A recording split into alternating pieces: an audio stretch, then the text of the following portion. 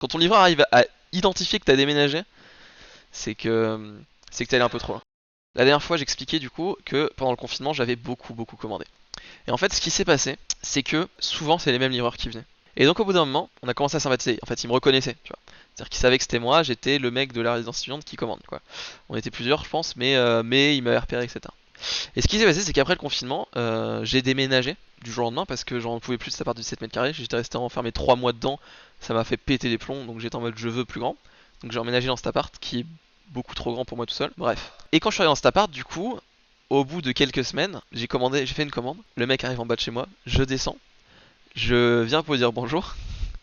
Et là, le mec me regarde dans les yeux et me fait ah, t'as déménagé?